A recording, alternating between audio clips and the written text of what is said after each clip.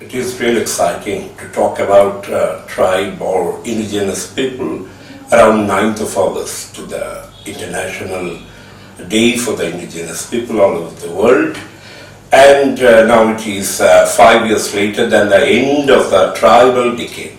So here we notice two terms, indigenous and tribe.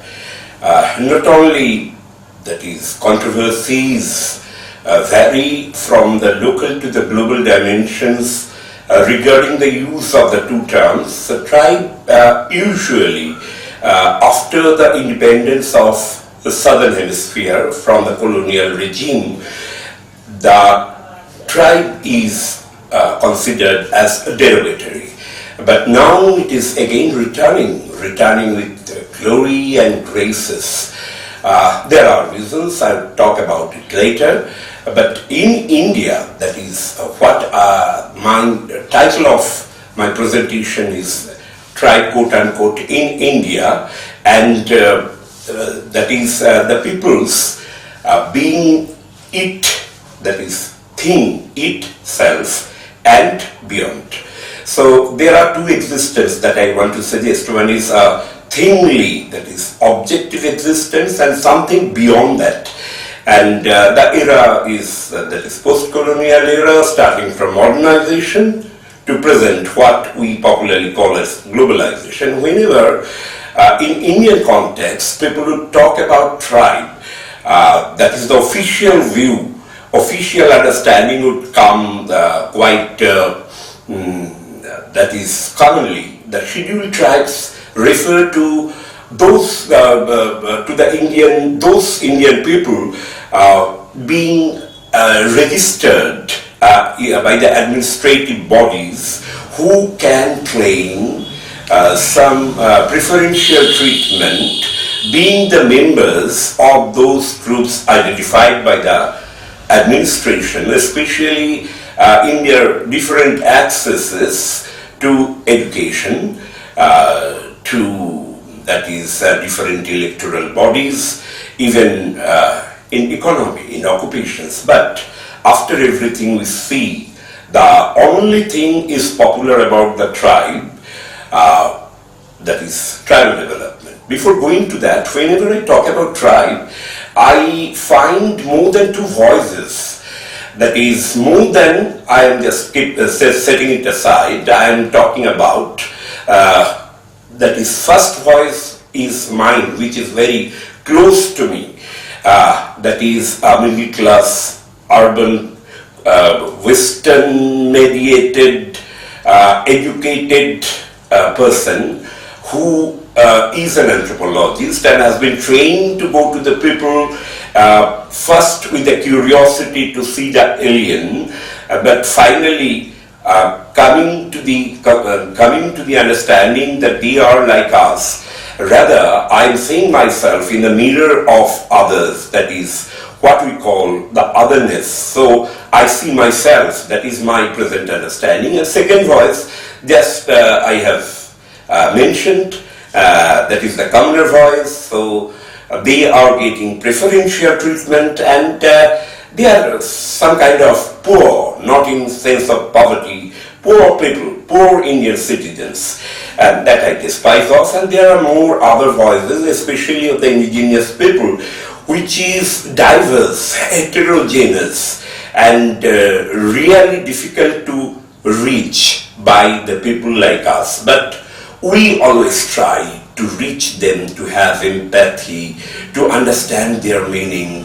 So I remember Turner, that is for me an ethnography is their voice, my voice, and some others' voice also.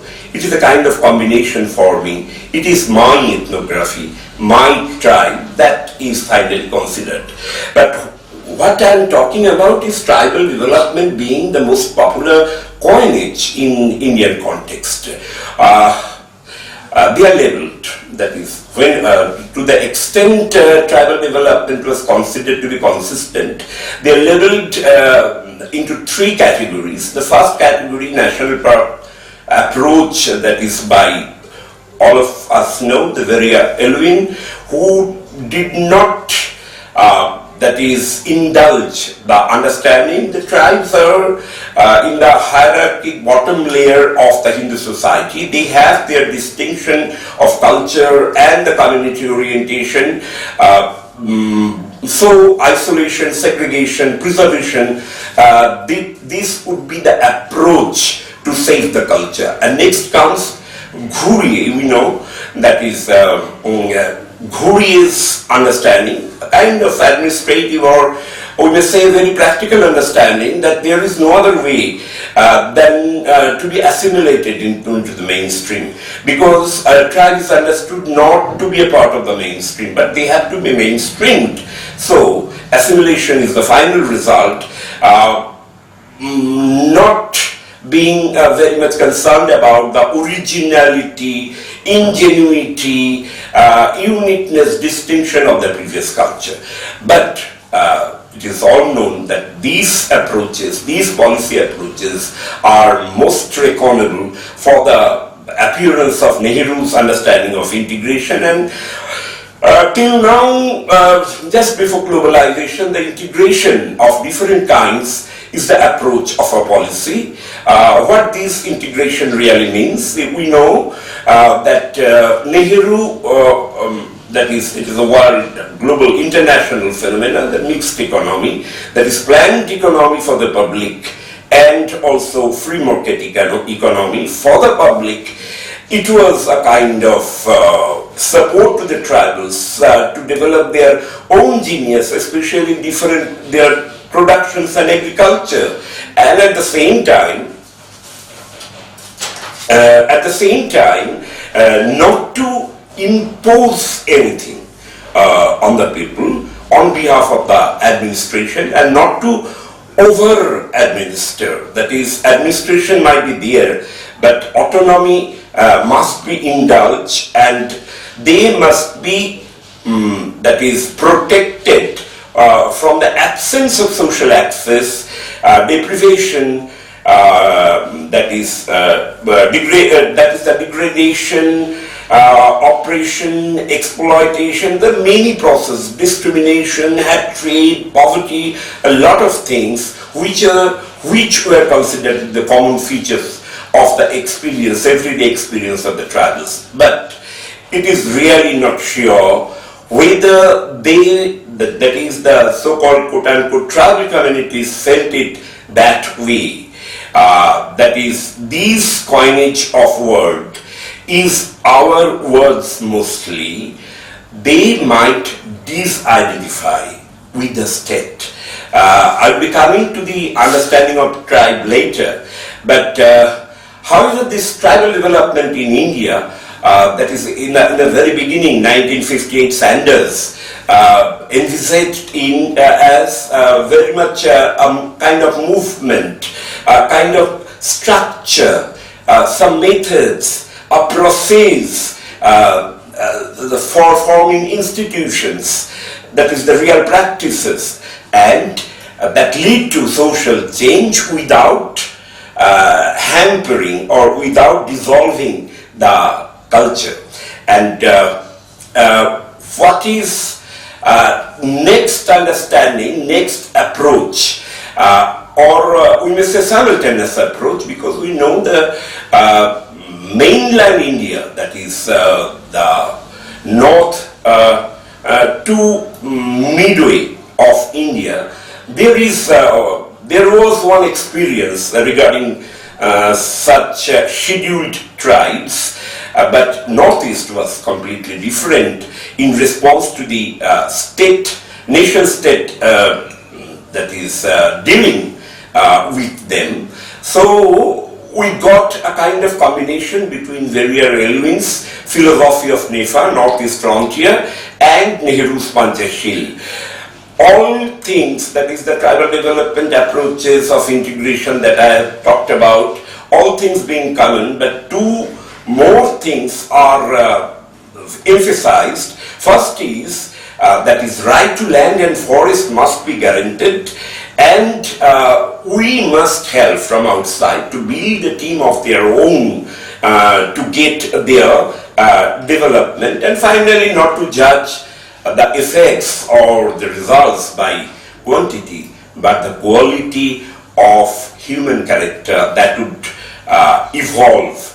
Overall, this approach of integration ensures the art and culture and land and forest, though the course of actions, criticism, repetitive understanding and writing could not help getting it that much. I am coming to that little later. And no over-administration, which is very much important, and that is the participation of the people in administration, development must be active, and it led to Devar Commission and finally the formation of community development project, though it was not only for the tribals, it was for, that is Panchayati Raj is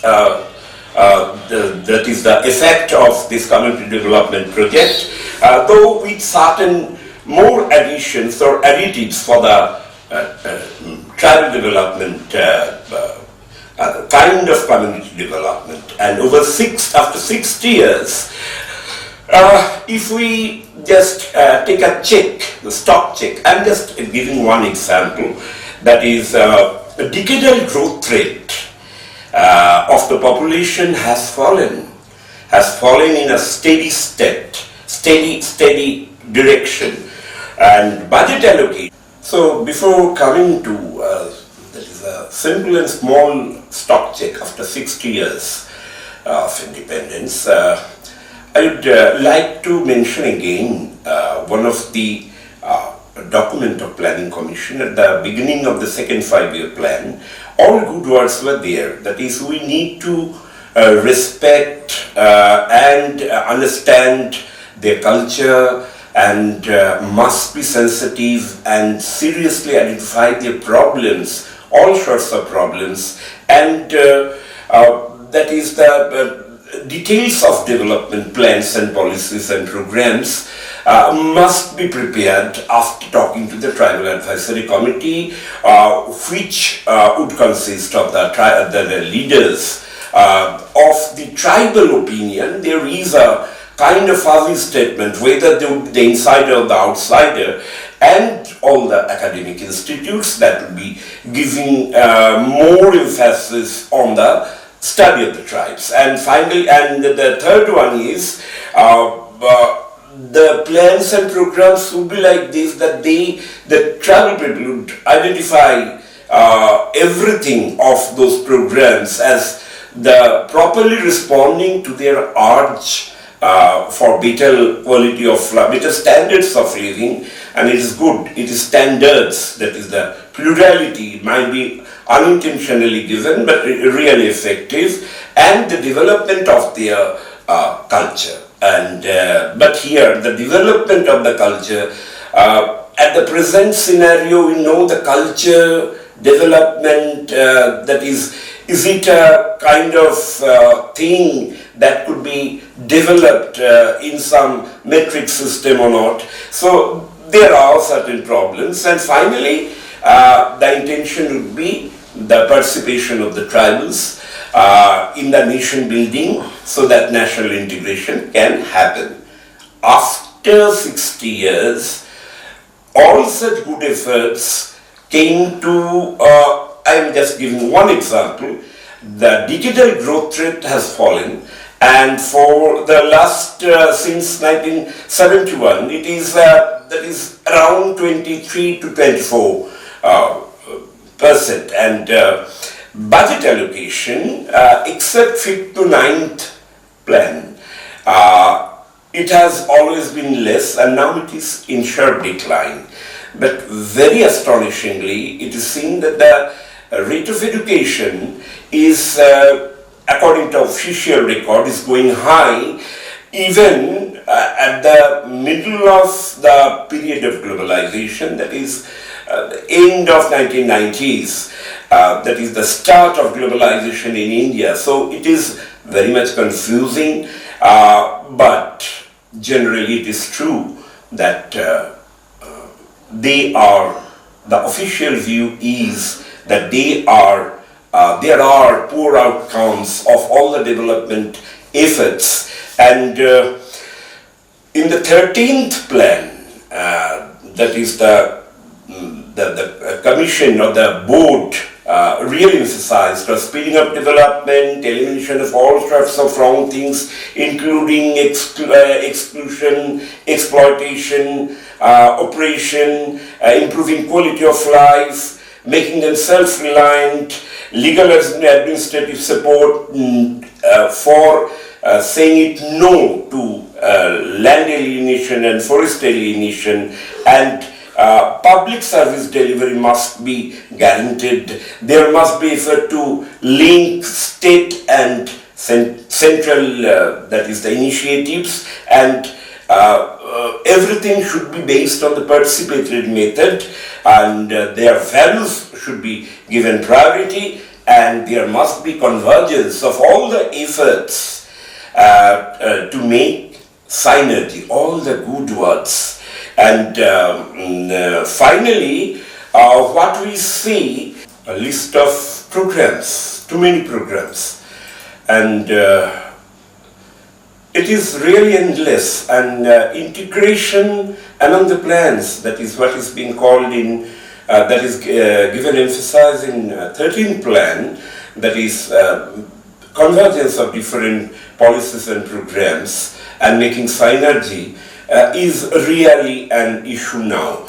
And there are too many programs, tribal sub-plan, and I would not go into the details of extending over the number of plans, sub-plans, and the projects, sub-projects. There are many, and some are very much pertinent to address the present conditions, though again it is low outcome or very poor outcome of all the policies and programs.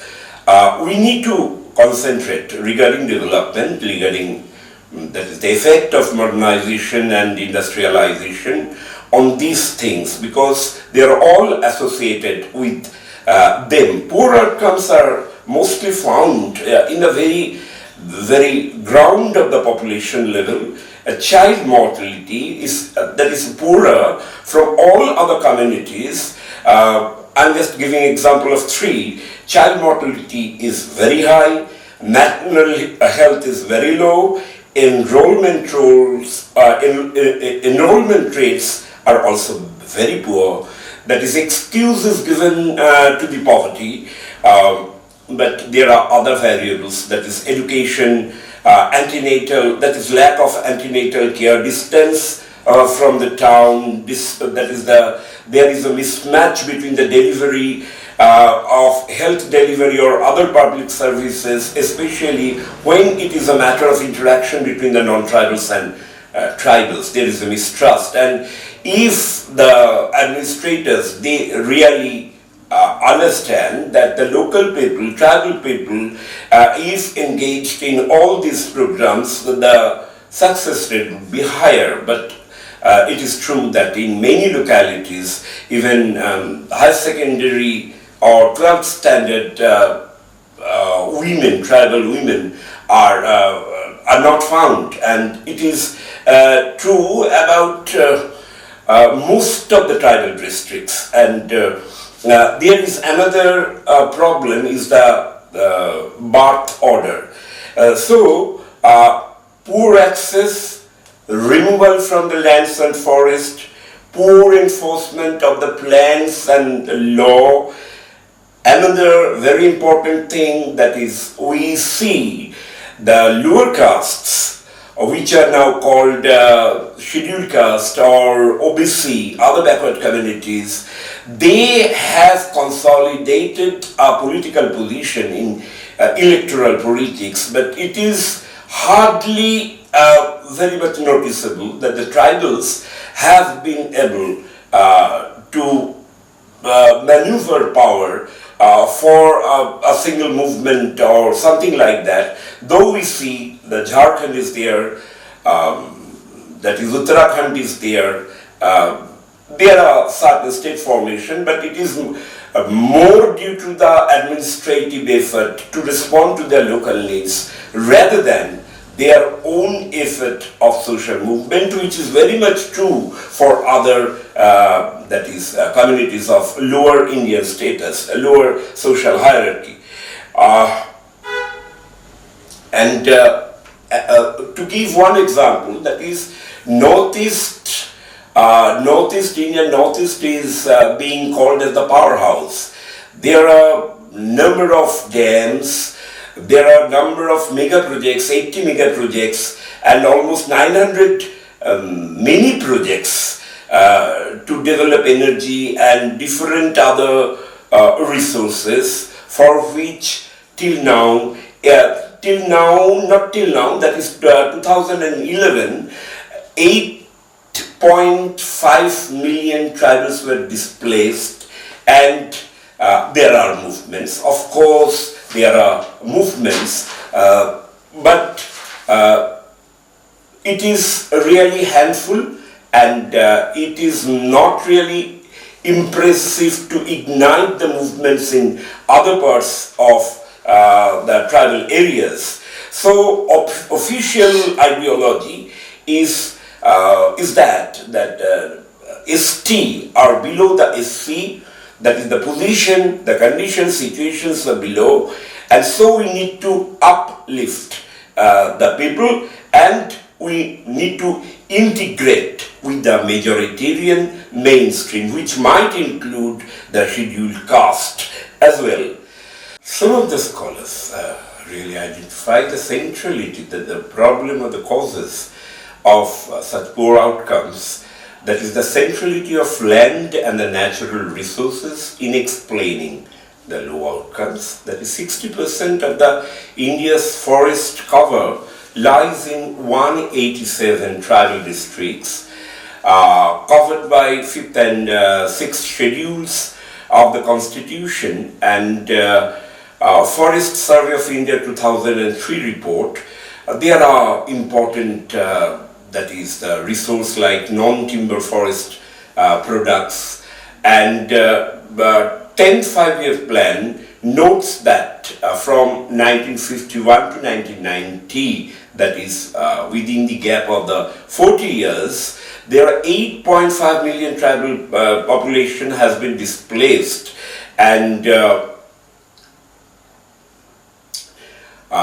in Northeast, what it is called that the powerhouse of India, there is numerous mega projects, and also that is 150 large projects and nearly 900 mini projects in different parts of the Northeast, which really are supposed to displace the tribals. And this displacement from their own land, that is such a kind of displacement from their own land, it is really a question of indigeneity and the violation of the rights, and some issues which are now of international. And such a kind of displacement is really important at the international order or global order. And so the very term indigenous, that is away from the James Mill's understanding of the tribes or Indian history, where two approaches really prevail. One is the Indian history can be periodized, Hindu, then Muslim, then British, or that is the history of the different dynasties or political power at the apex. So all the peasants, women, lower castes, tribes, even artisans, they remain silenced and unvoiced. The people without history. But this historical position, historical understanding is very much relevant for properly addressing the issue of the tribe. So what is tribe? Who they are? That is the huge heterogeneity, huge diversity that cannot consolidate or give that is the absolute universality of the communities and that the efforts of Indian nation. So we are discussing we are trying to focus the central areas of the problems of the poor outcomes of tribal development. It is thought that the centrality lies in the land and natural resources problem in explaining these poor outcomes. 60% of India's forest cover lies in 187 tribal districts under 5th and 6th schedule, and there are importance of non-timber forest producers. A 10th five-year plan assesses at the 1990, the last 40 years displacement of the tribal people being 8.5 millions, and now it might go up and up and up.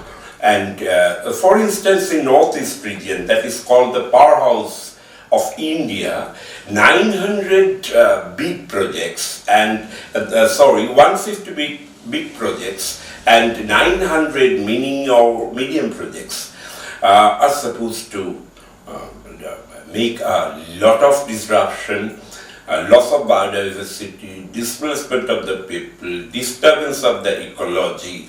So this modernization is not a curse, is a curse not only for the tribal, the poor tribal people, but it causes poverty to our nation state, and that has been revealed through that is our sympathy for the tribal communities.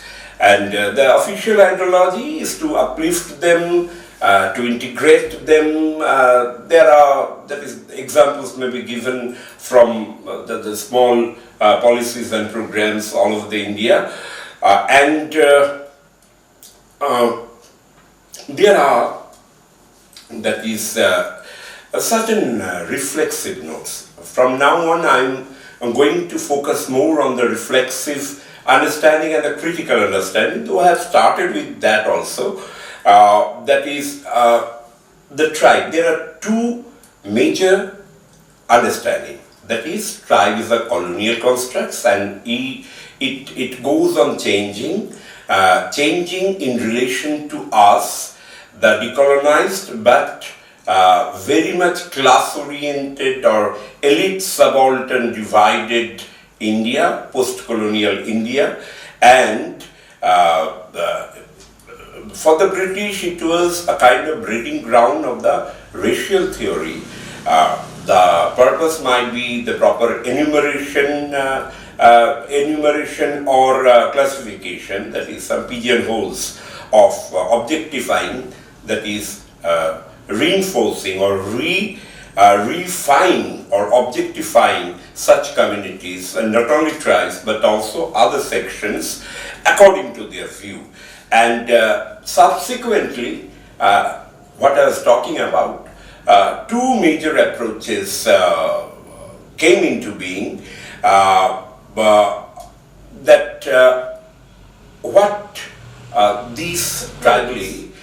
This category called tribe was perpetuated by the independent India, that is most unfortunate, and identifying criteria, it is told that it is not only diverse, widely varied, even sometimes not essentially related, and often implicit.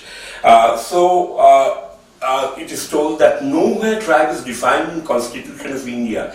It is at the will of the President of India. Tribe may be called, that is the scheduled or descheduled. this kind of approach, whether academic or administrative, makes little sense to the homogenization of the tribes, but it happened. It happened as because we have to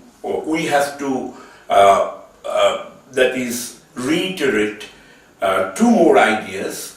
The tribe in Indian context is a multi-purpose category for different reasons, or a dustbin category. That is, all the dusts of the society have been lumped under this concept and the identification of the community. So let us go better to the demise of the term tribe. That is the critical understanding of the anthropologist regarding tribe. Before that, I would just mention that G.S. Ghurye and Bailey, Frederick Bailey, were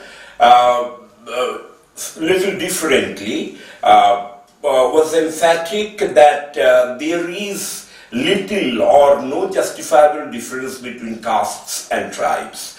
Whereas Harrier Elwing or people like Vidathi and Sahai, and there are many others also, they told there are differences. And that is the most problematizing effort was Andre Bhite. And he has modified his approach to this distinction, but finally it was problematizing the concept. That is, from the earlier literature like Vidathi, Sahai and others, he has focused that one was Jati, that is with different hierarchical positions and placed both in the rural setting and the urban setting, and there was Jani, which was not that way hierarchical, and there were distinct division of labor in the other voices. But now the world is, or worlds are, in a state of transition to establish diversity not only as variation but different universals or different universes to coexist, and that is the contribution of the indigenous, or in another sense autochthones,